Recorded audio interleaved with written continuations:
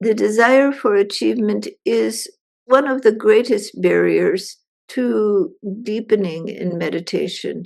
The motivation that someone has for beginning spiritual practices, for adopting a meditative practice, will vary a great deal. Rare is the person who has had such God experiences, divine revelations, that they want to meditate to enhance those revelations.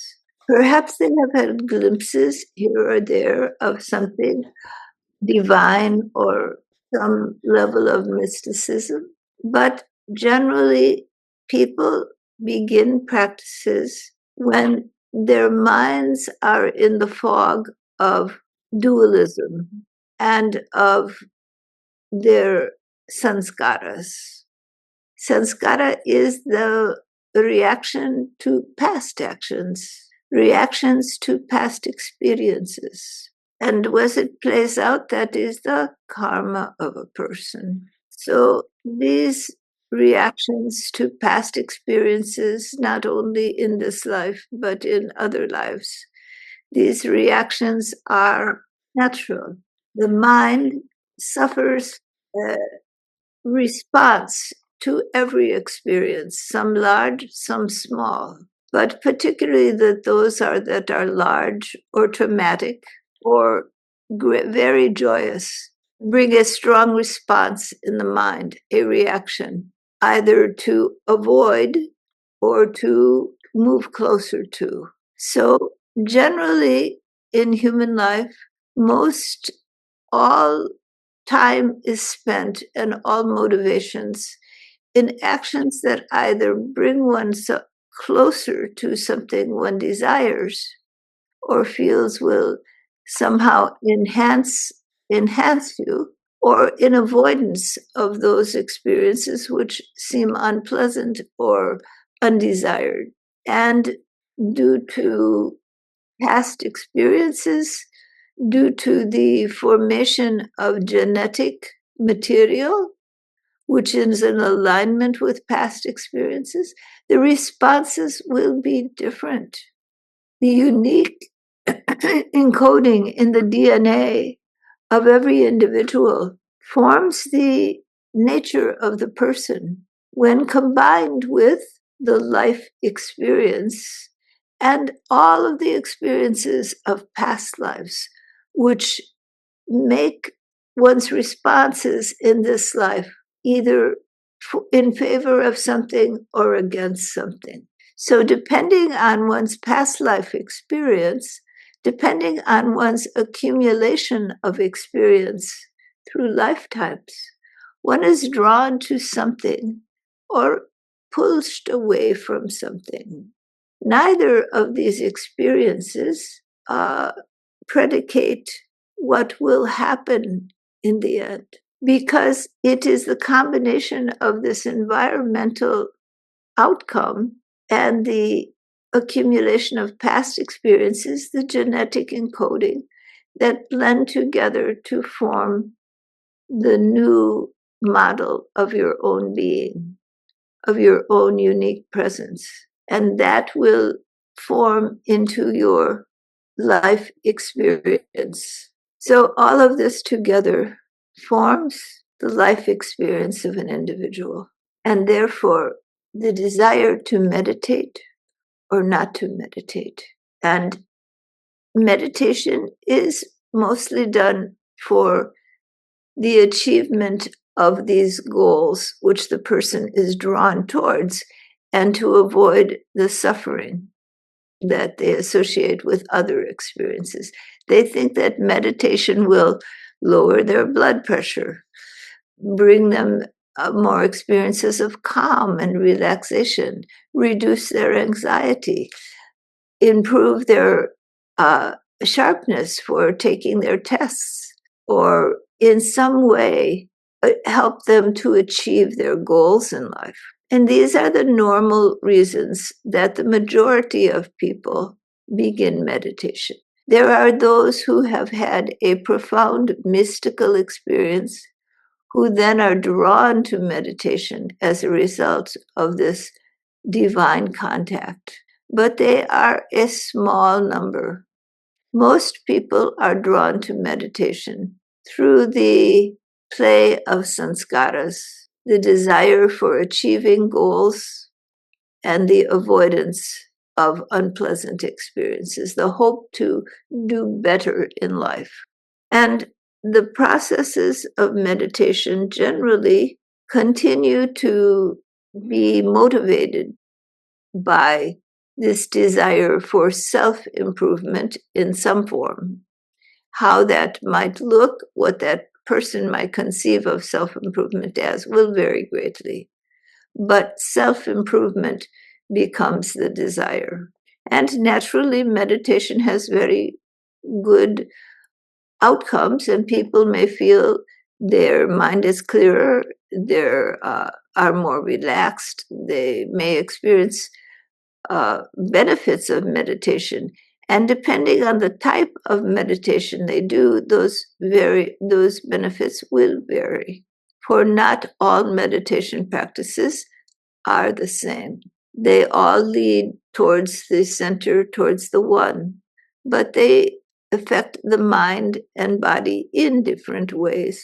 Some affect the mind and body, moving it towards spiritual life. Others may ideate upon achievement in this life. Others merely awareness of what is. So there are many different types of meditation practices. Those that simply calm the mind, those that bring the mind to deeper states of consciousness, those that use ideation, and those that use lack of ideation, that try to resolve the achievement orientation of the individual by just being and being aware in the moment and letting that awareness drop down. Because one of the greatest barriers to deepening in meditation is the desire for achievement. The desire for achievement is what motivates people to meditate, as we have discussed, but then it is in itself a barrier because it is motivated by sanskara, motivated by the desires of a person for their own well-being. And this very desire to accomplish and achieve stands between you and the realization of the God self. For as long as you are trying to put yourself forward and build yourself up, you are in a process that may lead to many physical and mental benefits, but will not will not naturally bring you into union with the divine. That unitary wholeness comes when you break through your motivations for achievement and drop down, let go, surrender, and open up to what is, to the infinite wholeness of being. And whether you do a type of meditation that brings you into awareness and is designed to stop the achievement of the mind, or whether you do a type of awareness which ideates upon the great and brings the formation of that in the mind, or the simulation of that in the mind. Either way, the next step is to come out of the simulation in the mind, come out of the achievement of that simulation, come out of the dropping down into awareness, to drop down deeper, to let go even of what you think you have achieved in awareness, or the ideation that you feel you have achieved in your meditation. Let go of your achievement. Let go of your desire. And when you, in all humility, let go, then you move into the next layer of meditation. which no one can teach you. It is not in any book to be learned. It is not any lesson to have. It is something in your own heart and mind that occurs where you let go. And the reason you let go is the perception of divine grace comes to the mind and to the heart. The love of the divine showers upon you. When this love of the divine showers upon you and you experience it directly, this grace, this presence of divinity becomes known, and the heart and the mind are overpowered by something so great. It does not fit in the structure of what you are trying to build in the mind. The ideas, the beliefs, the ideations suddenly break down in the reality of what is. Your achievements and goals break down in the reality of a profound grace, an infinite love which showers upon you. And in that, the heart is opened, the mind is stunned. The yogis call it samadhi. Many people call it awe, for they have no other word. But it is this sense of unconditional love, of grace. And this happens when the heart and mind let go. It can happen in sadhana, in meditation, or it can just happen in day-to-day life. But it is more likely to happen if you are meditating, because you are learning the practice of quieting the mind and taking it out of your daily activities into ideation upon the great, or into simple awareness. Whatever you are doing, you are quieting this monkey mind from all of its jabber. And so that process allows you to go into the deeper levels of your being. And there you begin to contact the infinite. Perhaps, as I have said, in meditation, but perhaps it occurs at other times. And when that love, that grace is accomplished, is seen, then the motivation for meditation changes. But there is a process between the initial state of meditation, that is the state of the pashu sadhaka, in which there is the longing to fulfill or to achieve desired outcomes, to the divya state, where there is the surrender and the awareness of the infinite whole, where the mind can't contain the love, the beauty, the greatness of the infinite. The mind becomes stunned. The heart opens. And then, even when not in a meditative state, there is a difference. The person's commitment is to the infinite, not to their own personal achievement, not to their own personal goals, but to the God self. And as it deepens, all sense of personal achievement, even achieving this unitary whole, becomes lost in the desire to simply love, to be in the love of the infinite, to surrender into that love. But between the pashu sadhaka, the desired mind operation, which is the normal state that brings people into meditation because they think it will help them in some way, some form, or they think that it is imposed by God and therefore it is something they must do. From that type of psychology, that is from the mind covered in samskara, covered in reactions to past experiences, in desire and avoidance. From that psychology, as the person continues to meditate, they will come to the vira stage of meditation. And in this stage, they will have a great deal of issues arise, positive and negative. But the mind struggles to deal with these mental tendencies. And it may impact one's life in general. And circumstances happen to bring forward these repressed reactions of mind so that they may be expressed. And only when they begin to clear a little, that sense of real grace begins to be there. And in that sense of grace, in that sense of the unitary whole of being, the heart opens, the mind becomes subservient to the heart, and the love of the infinite is felt, tangible.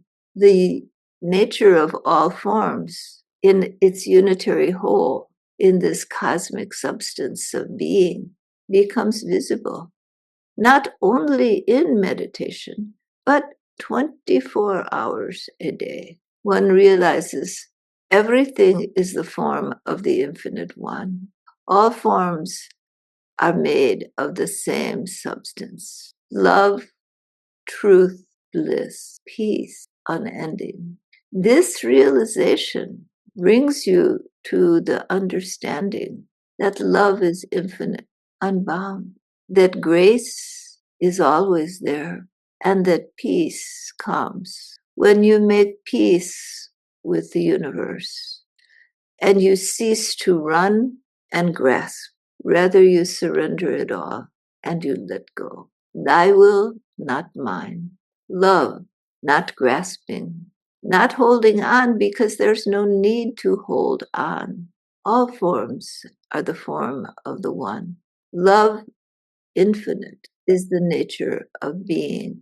It is only delusion that causes all of the disruption. The delusions in the mind causing one to live in a type of simulation or dream of reality that is made from the reactions of experience that form your unique individual perception. But when that experiential self melts into the infinite one, all that dissolves, and there is only the grace of the infinite. But even into the divya stage of sadhana, certain deep and core reactions of mind remain until they are slowly dissipated in the reality of infinite love, infinite peace, and divine grace. So in the beginning, no one, a rare person has had a glimpse, and that motivates them. But most people simply want to win the struggles of life. They want their desires to be fulfilled. And if they think that meditation will help them, then they want it. They want to avoid suffering and improve their lot. That is the nature of human life. It is simple, though it may take many forms. It is simple. True meditation is not about any technique. All of the different techniques of meditation are but methodologies, tools. You know, sometimes you use a rake, sometimes you use a hoe, sometimes a shovel. They are tools. The real meditation, not the tool. It's not the achievement or accomplishment of how to use a tool. It is the garden, the truth of what is becoming the reality for you. Love divine, infinite peace and grace are always there for you. They are your own nature. They are the very nature of your deepest existence. Utilize all the tools you have, but don't worship the tools. Worship the truth. Truth, love, peace. These are the way of freedom. Freedom from bondage and illusion. All right? Namaste.